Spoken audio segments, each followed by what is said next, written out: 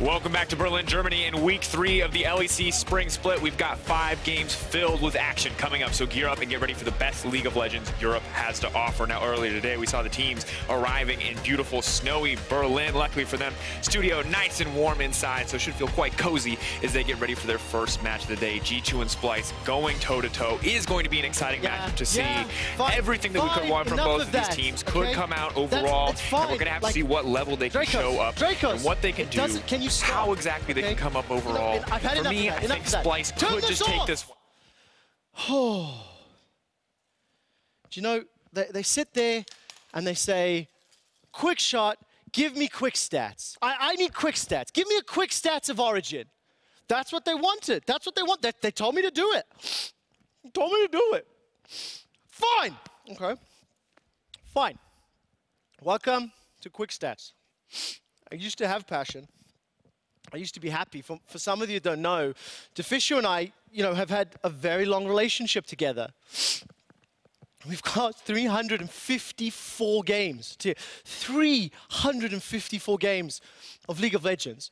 And before the relationship started, we were just colleagues. We were just friends. And back in spring 2015 finals, he asked me to kiss him. And I did, and it was magical, and it was amazing. And for 3 years, 2 months, 5 days, 22 minutes, and now 17 seconds, we had the most amazing relationship. We had the most incredible time together. And he left me. He just walked away. He just put it behind him like I was nothing. Like it didn't matter. At all. Since we broke up, I've picked up 10 kilograms. 10 kilograms. Don't want that now. But I can't blame him. It's not his fault. It's my fault. Wait, I'll prove it to you, okay? I was told I had to do quick stats. I was told I had to bring it in. I had to do it in Origin, do it in Deficio. So the first thing that I looked at was just how much he didn't care. He never had my love for Drakes. He never cared for my wisdom, my intellect, my passion for stats and numbers in the game of League of Legends.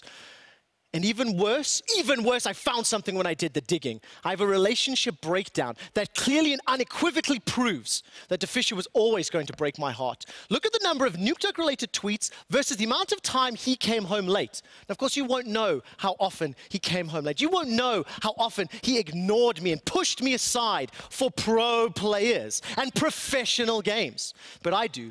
I'm going to take you all the way back to 2013, the end of 2013. And some of you don't know the relationship with Martin that I do. My Lunga, he used to be the coach for Ninjas in Pajamas. See that man there? This villainous, evilest, heinous man, Nukeduck and Mithy. They were on his team. They were on his team 3 years ago. And I thought he was just a nice guy. I thought when you look at this next tweet where he says, hey, Nukeduck is sick, I'm going to go help him. I just thought he was a friend. I just thought that he was a nice guy. Take a look at this, 2015, going forward in the timeline. Our relationship is blooming. And look at this praise that Deficio is giving to Origin. Look at how much he gives them time. Did you see tweets to me? There was none. He did not love me like this. And on our 234th day anniversary, he canceled. On our celebration, he canceled on our anniversary to watch solo queue, to watch Nukeduck. I missed the signs. I missed it. It's my fault. But the evidence doesn't stop there. It just keeps coming and coming and coming and pouring out. Martin, he never gave me the time. He never did. But you know what it all adds up to? When you look at all the numbers, look at all the dates, all the tweets, all the information. Origin plus Nukeduck are home wreckers. Home wreckers. They destroyed my love. They destroyed my life. They destroyed my passion. I want my ice cream. So here's your quick stats, but I can't hold it against him.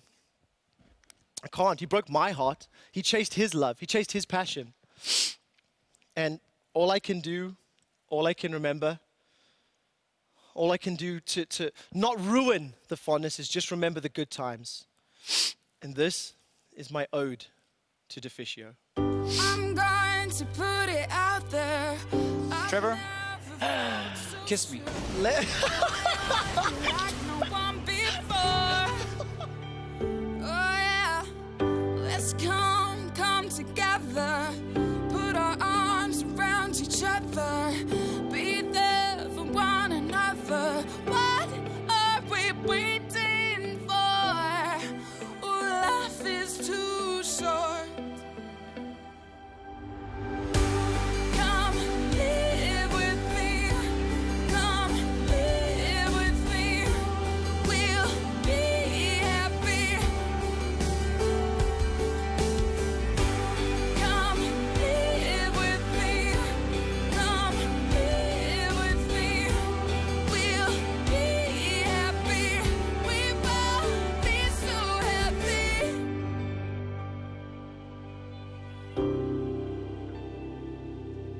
Why did you break up with QuickShot for Peke? This is an improvement in every way, pretty much.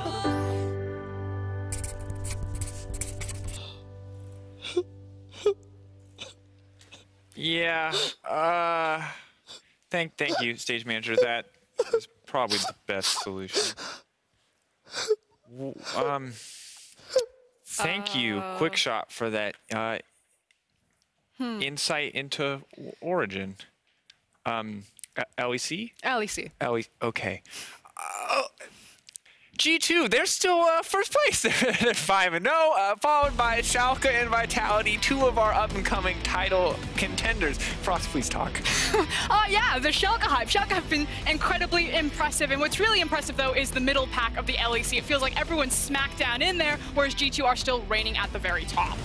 And of course, you take a look at some of these highlight plays from the games yesterday, and you can see some incredible fights coming in from the Schalke lineup. Upset continues to be impressive, and I think it's a good look right now for this team. They continue to rise up, and potentially new top dogs chasing that second place alongside the other team I think we have to talk about, which is Vitality. Yeah, and Team Vitality making very clear evolutions. It kind of feels like if you look at Vitality, they have like LCK drafts and LPL playstyle, and you smash it together, and we're trying to create like an LCK, or excuse me, an LEC. I don't want to use that word. The hybrid. We're trying to make the perfect hybrid team. Combine the best strengths from each region, smash them into one. Well, a team that's been struggling, that hasn't found that hybrid strength, is Fnatic, but they did find their first win of the split yesterday, and I have to ask, you look at it, their team fighting, you look at what is a reckless Penta to get their first win. How are you feeling? I mean, it feels good if you're a Fnatic fan and you wipe the sweat from your brow, like, okay, we didn't lose to Rogue, but this was probably the easiest victory that Fnatic were ever going to get. Now, good news, you can take away that Fnatic are still able to pull out the team fights. It's clean. Put it into your superstar ADC, let him put the pentakill. Bad news, there was still a really shaky, rough early game into mid-game transition, so still a lot of ironing left out for Fnatic to do. But a good start, at least. Finding that first one going to be incredibly crucial. Now, going into today, Medic, which players are you looking at to put on a strong performance? Thank you very much, Dracos. I think you have to start off by looking at Schalke's rookie mid laner Abadage, beginning the split strongly on things like the Lissandra. The German rookie showed us his versatility yesterday on picks like the Aatrox and the LeBlanc, which he absolutely devastated on. Schalke against Splice yesterday just seemed to have their opposition's number, and today Abadage plays up against a veteran mid laner in the form of Nukeduck, and you have to wonder if he carries again today, is this the next EU mid we'll all be talking about for years to come? Sometimes you win the game as a team, and sometimes you just have to believe, and the three-time EU champion Expect showed us exactly why you have to believe in him with a great Urgot performance yesterday. His ability to smite steal away the Baron totally changed the aspect of the game, and XL were able to take the win against Misfits, the UK underdogs coming up big. We'll have to see what Expect and XL can do against Schalke later today. But last up, there's a bit of an elephant in the room. We've already talked about him. It's the AD carry superstar, Reckless, playing for Fnatic. Yes, yesterday he got a pentakill. Yes, Fnatic got their first win of the split, but it was only against Rogue, and you have to wonder, are Fnatic going to be able to keep this momentum going forward? Is this the start of a revitalized Fnatic, or is it a blip on a disappointing split for them? We'll have to wait and see, but for now, Dracos, back to you.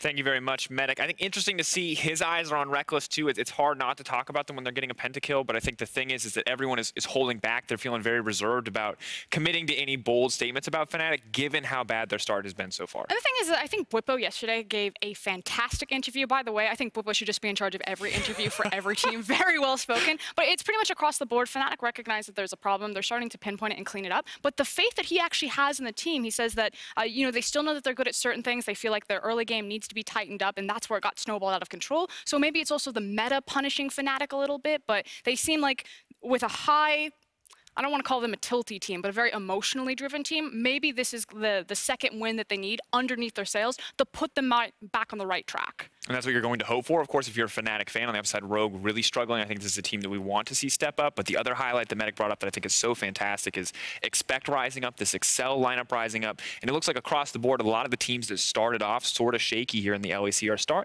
finally starting to find some of that footing. But of course, Fnatic is the team that we do want to talk about. We're going to see what Reckless and Fnatic can do tonight. They're going to be facing off against a struggling Misfits in our match of the day. So we talked about reserving. We talked about holding back, not doubling down down on the rise of Fnatic, but they are going up against the struggling Misfits. Can they find a win here? So the concern here is play style for me again. Fnatic have said it themselves, they're struggling in the early game, and that's exactly where Misfits are so strong. It's running through that early game and through the bot lane specifically, which means that Reckless and Hilly need to be on perfect form. Not just to let another Schalke incident happen again where they, I think it was like 0-12 in that game. So as long as they can control Hans Sama and give some agency back to Nemesis, I think that seems to be the best win condition and way for Fnatic to tackle this matchup. And I'm excited to see exactly what Nemesis versus Febiven looks like, but this is such a historic matchup. You look at all the times that Fnatic and Misfits have faced each other in playoffs, all these high-stake games that these teams have played against each other. I want to see how these new additions of both teams stack up.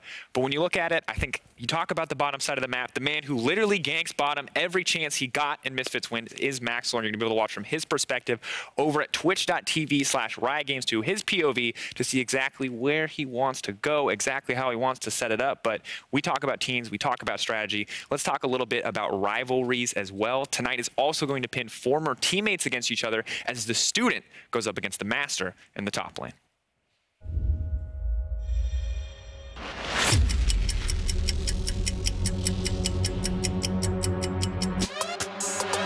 Finding myself in that team instead of SOAS are big shoes to fill, but I wasn't looking to fill the shoes, I'm trying to replace the shoes. Some people survive for the moment, no we won't! Hey, here comes the play forward towards Sneaky, the nice flowering, what a play out of Whippo! I feel like there's always been that kind of tension where, you know, you always ask yourself the question, what would happen if we actually play against each other? I mean, I don't know if he has for me, but I still have respect for him, right? And that'll disappear completely depending on how next week goes. Does he actually have something in store, or is he just going to be like all the rest? But it's already 3 kills. It's going to be the 4th as well. He's trying to find the time he can, but there's no way out. He's good at what he does. I'm good at what I do, and Fnatic deemed what I'm good at more valuable than what he's good at. A couple more autos coming through. The turret is attacking. I don't see as me versus Bwipo. For me, it's me versus Fnatic and the management. Shot slicing Maelstrom put into the just electrical doom room there by Maxlorn and SOAS. I think SOAS wants to prove a point by beating me. Not to prove something against me, but prove something against the rest of the world. But in the same vein, I want to prove the same point. I don't have to prove something going against Bwipo. I don't have to prove anything at this point. I'm way past that. 2018 happened because of me and him. 2019 is going to happen because of me versus him. That's what I look forward to. I love the confidence coming out from both these guys. You really do love Bwipo.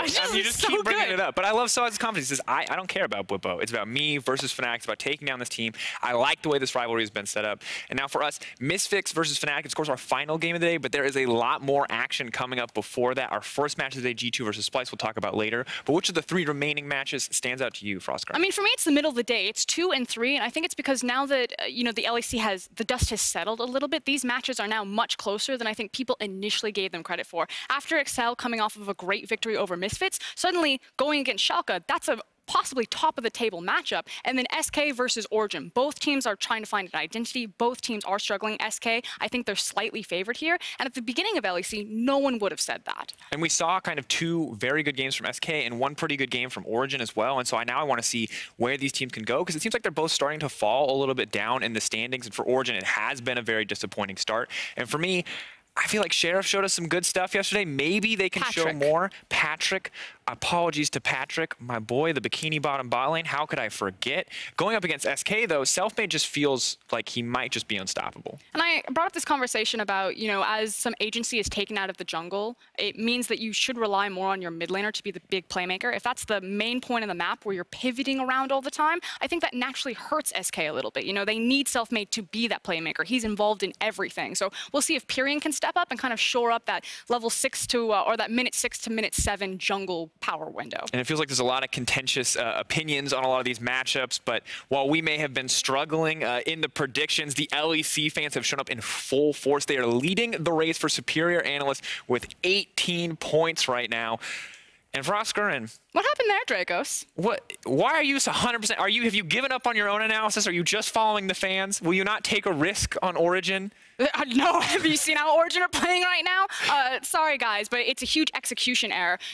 favoring SK over Origin. Again, at the very beginning, I don't think anyone would have predicted this, but after seeing the explosive start and just the synergy coming out of SK, I feel like they're at least being proactive, and even though they don't capitalize on every play, they're making plays. I don't feel like the same thing can be said of Origin. I like the ideas, I like the direction that they're going, but the execution has not been there. Not in the individual lanes, solo dying all over the place, and not in the team fights, especially across from Vitality yesterday. And when it's interesting, we talked earlier just very briefly about the potential for upsets where Excel is looking better as a team, but it's very clear from both the analysts and from the fan perspective as well that they're not ready to leap out and give the leap of the faith for a team like Excel. And Rogue, of course, down and out, hard to count them up in that matchup. But most interestingly, Fnatic not showing up here on Twitter. I know that both Medic and Shox have predicted in favor of Fnatic, as well as Foxdrop.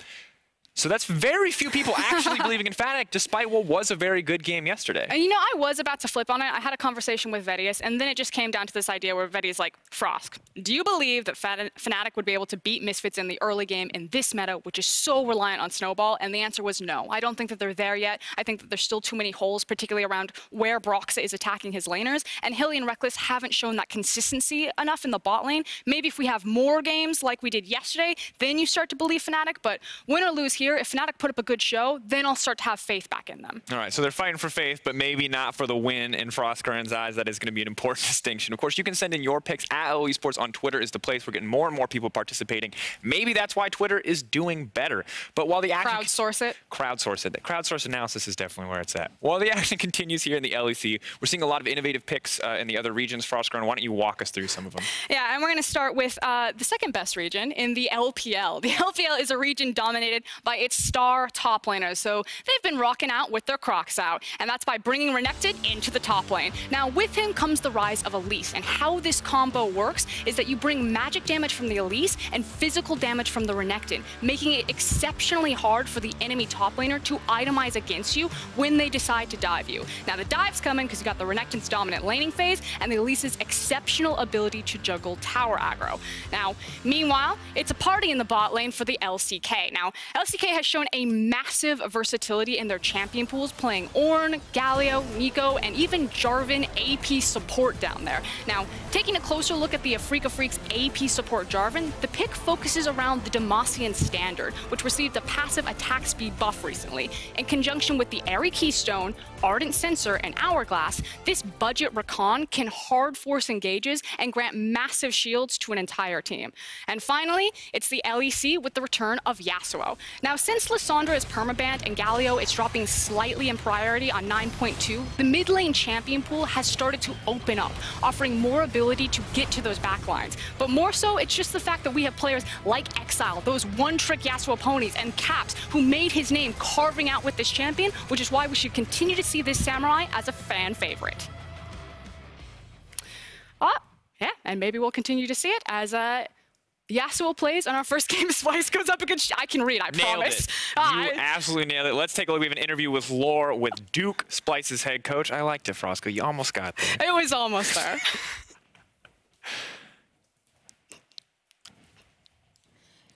And hi everyone, Lore here, and I was joined with Duke ahead of their games today against G2. Thank you for joining me. You guys faced Schalke yesterday and former teammate Odo Amne. Can you talk me through what happened in the game? How did you lose it? I think we disrespected a bit in the draft. We were a bit afraid of Agnar Thresh, but we made a mistake in the second rotation where we should have banned LeBlanc.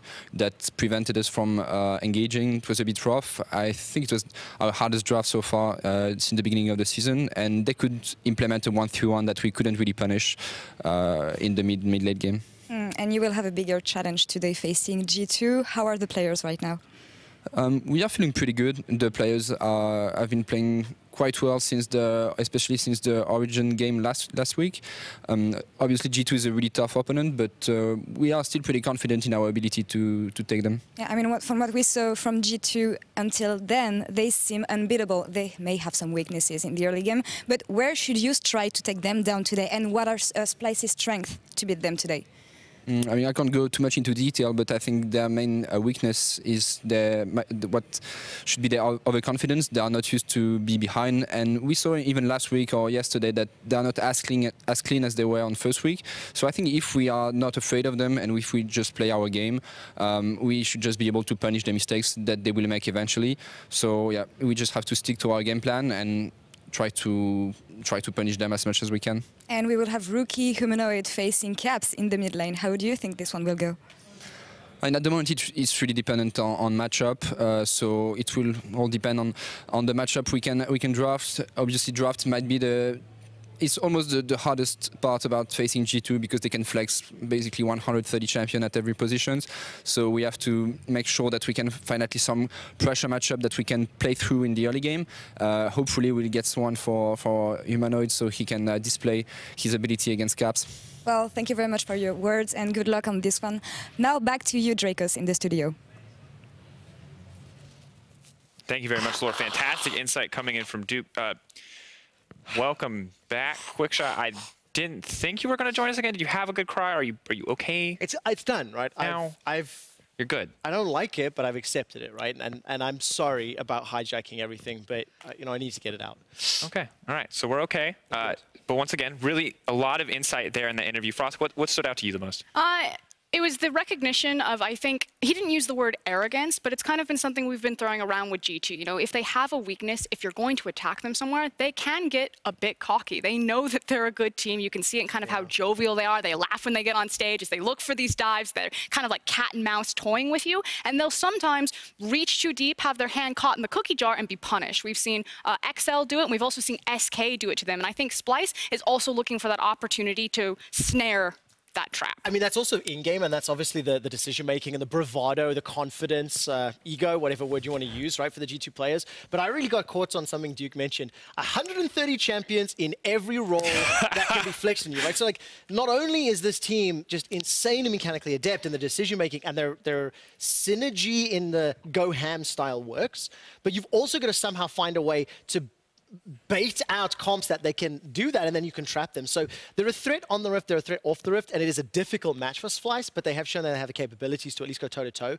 and I want to see how they're going to measure up. This is one of those big challenges where it's not just a challenge for your team, but it's also a challenge for the coach. You mentioned 130 champions. It's like Duke can very quickly lose the game in draft, and we don't always say that about picks and bans. But Splyce are a team that are coming off of, you know, a kind of a tough loss versus Schalke yesterday. Made some of these small mistakes, and Schalke proves that they're the kind of team that does not let you get away with anything. And looked very confident in the interview. Afterwards, Momenta said that they felt like they were in control for 99% of it. Now, Splyce did make a couple of decision-making errors, but the thing that I really want to focus on is just this indecisiveness. You know, they've struggled with it in the past, and I think a pick like Lissandra is so important for them. They need to get Norskaron on his Braum. They need to get Humanoid in some sort of hard-engaged champion, because Splyce need that big trigger, that big button that they can hit to force them to make plays. And I also think it has to be at the right time as well. When you looked at the matchup yesterday, Splyce had a comp that was, you know, going to scale particularly well, maybe was a little bit Schalke favored in terms of early game, but the fight around Dragon, the fight around mid lane is something Vedius and I talked extensively about while watching the game.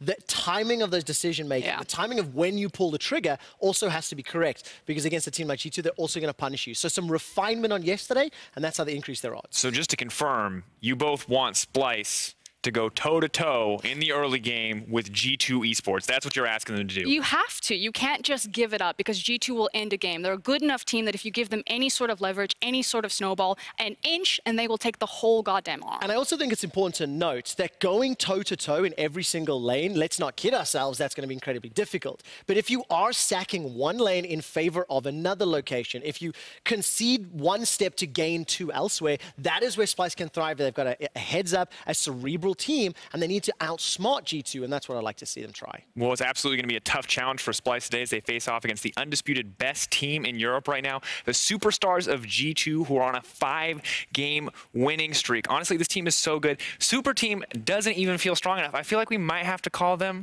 the Uber team. But it really just doesn't seem like there's any way to stop G2 right now. I mean, you look at their game yesterday versus SK. It was fantastic. It was so good. Like, what words don't describe. Do you know what it reminded me of? I love seeing some of the absolute top-tier teams at international events where they appear to be losing early, they appear to be in chaos and messy and crazy games, and then at some point there's just this extra gear, this switch that flips, and the team just obliterates their opponent. G2 Esports fumbled a couple of kills yesterday, fell a little behind. I started getting hopeful. I started getting excited. Someone's going to take them down. And then Caps and the rest of the team just happened, and they obliterated. They still won the game in, what, 24, 25 minutes? And again, it's just that realization. It's like, oh, no, they've got Caps on their team. How do you deal with this guy? Because he doesn't just win a single lane. He wins the entire map. It was bot lane into top lane into Urgot killing everyone. It was disgusting to watch. Yeah. And if anyone can even force G2 to put their game face on, because we don't even know what a 6 gear looks like for this team. Well, what really excites me, too, is we kind of start to highlight that matchup. I'm thinking the one man who wants to take down Caps this time is Humanoid. This is a rookie going up against the 2018 Summer Split MVP. Now, we heard from Humanoid. He did an interview with a shot caller with Darius. He sat down and he said, Caps is the guy I want to play against because he's not afraid to make things happen. And, I mean, we've seen it. We saw it every game. Caps is not afraid to go for the big plays. And I want to see if we can see that same spark from Humanoid in this match. I actually think we can. If you look at his Cassiopeia games, if you look at his Aatrox games, Humanoid is a player who looks for opportunities to be a playmaker, to play aggressive and forward in the lane, versus someone like Nemesis and Abadage, who have been a bit more on the passive side about playing more towards those teams in those side lanes. So I think if anyone's going to be the X factor and could step up, it's Humanoid, but I don't know if he has the experience to do so. Well, that's why this is a litmus test, right? This is a matchup where we can see what does this rookie player do? What does this revised Splice roster look like against the current undefeated G2 Esports? And this will give us a good indication of where this team's going to land. The likes of Schalke and Vitality have shown that they are the big dogs in the league right now. How close to them is Splice, and how good is Humanoid against probably the best mid laner Europe's seen in many years? And really, when I look at it, Humanoid is in that kind of rookie of the split mid laner race with guys like Abadage. Abadage took the edge. But honestly, beating Caps is a pretty easy way to shortcut your way right to the top for them overall. If you can do it. If you can do it, and that's an important thing to talk about, because you mentioned it already, Frosco, and I want to highlight it again. Yesterday, the SK game felt a little sloppy, felt a little weak from G2 early on, but Caps moved across the entire map, and it felt like won every lane in a sweeping set of plays. And that's the big thing. If Splice want to retain their identity of that macro, chess-oriented team, you know, kind of dodge these fights out, then Humanoid can't just survive the lane phase. He needs to be able to take over the map in the same way that Caps would be able to do so and help springboard Splice into that style and that decision-making that they feel so comfortable playing. And for me, I just want to see, does that put more pressure now on Xerxes to focus his attention on the mid lane? Is that what you're expecting, Trevor? I mean, I think the Xerxes and all of Splice have to pay attention, not make mistakes, right? That whatever draft plays out is going to dictate where Xerxes should be prioritizing his time. Good luck figuring out what that's going to look like against G2.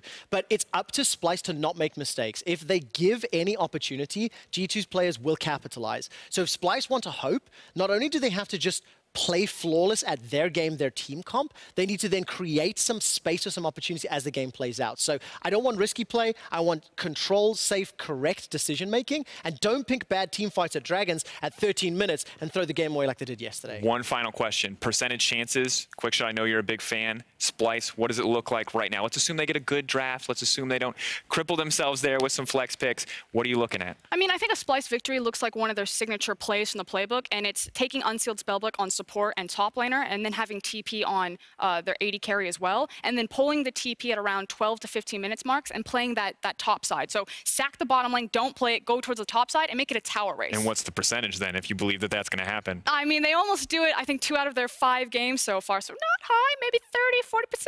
I was going with that too. I was going to say 33%. I give them 1 in 3 odds against Fnatic.